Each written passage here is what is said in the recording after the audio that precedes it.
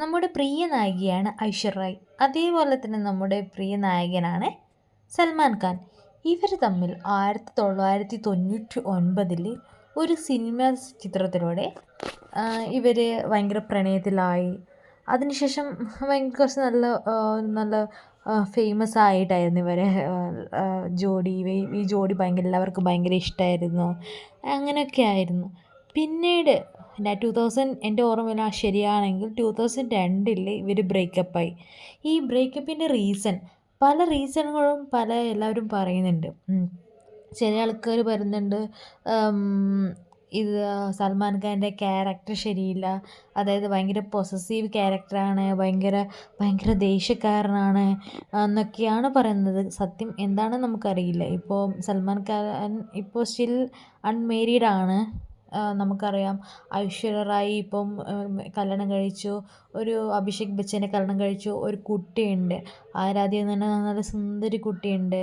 നമുക്ക് അവരുടെ ജീവിതത്തിലേക്ക് കൂടുതലായിട്ട് കടന്നു പോകണം വേണ്ട.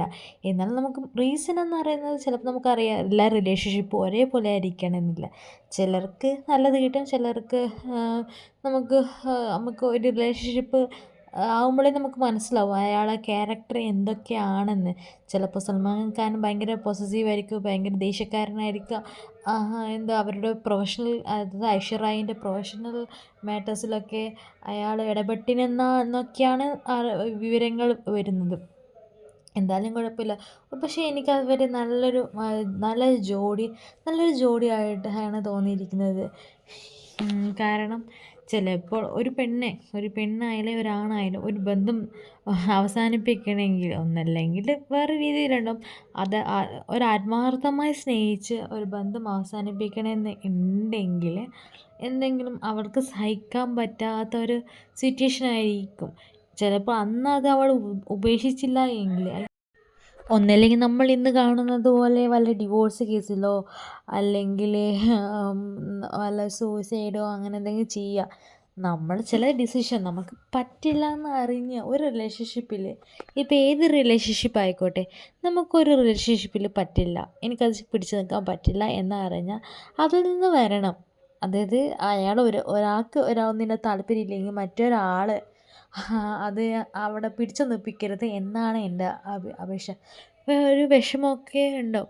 ഇപ്പം തന്നെ എൻ്റെ ഒരു ഫ്രണ്ടിൻ്റെ കഥ പറഞ്ഞുതരാം. അവർ രണ്ടാളും ഭയങ്കര ആ പെൺകുട്ടി ഇങ്ങോട്ടേക്ക് എൻ്റെ ഫ്രണ്ടിന് മെസ്സേജ് ചെയ്തതാണ്. പിന്നെ അവർ കുറച്ച് റിലേഷൻഷിപ്പായി. ഇപ്പോൾ എൻഗേജ്മെൻ്റ് എത്തി. പക്ഷേ 2-3 ആഴ്ചയായി. ഇപ്പോൾ എൻഗേജ്മെൻറ്റ് കഴിഞ്ഞ് ഒരാഴ്ച ആയിട്ടേ ഉള്ളൂ. പക്ഷേ ഇപ്പോൾ 2-3 ആഴ്ചയായി അവർ ഭയങ്കര അടികൂടുതലാണ്. എന്നിട്ട് ആ കുട്ടീൻ്റെ വീട്ടുകാരൊക്കെ പറഞ്ഞ് നമുക്ക് ഇത് ഡിസിഷൻ എടുക്കണം, ഒന്നും കൂടി ചിന്തിക്കണം. നമുക്കറിയില്ല അത് അവരെന്തൊക്കെയാണ്, എന്തിനാണ് അടികൂടിയെന്ന്. നമ്മളെ ഫ്രണ്ട് പറഞ്ഞ അത് മാത്രമേ നമുക്ക് അറിയുള്ളൂ. നമുക്ക് എന്താണ് ഒരു സൈഡ് മാത്രം നമ്മൾ കേട്ടാൽ മതിയായില്ല, 2 സൈഡ് നമ്മൾ കേൾക്കണം. എന്നാലല്ലേ വലിയ കാര്യമുള്ളൂ. അതുതന്നെ ഞാൻ പറയുന്നത്. നമുക്കൊന്നിനും പറ്റില്ല. ഇത് ലൈഫാണ്. ഒരു മനുഷ്യർക്ക് ഒരു ലൈഫാണേ ഉള്ളൂ.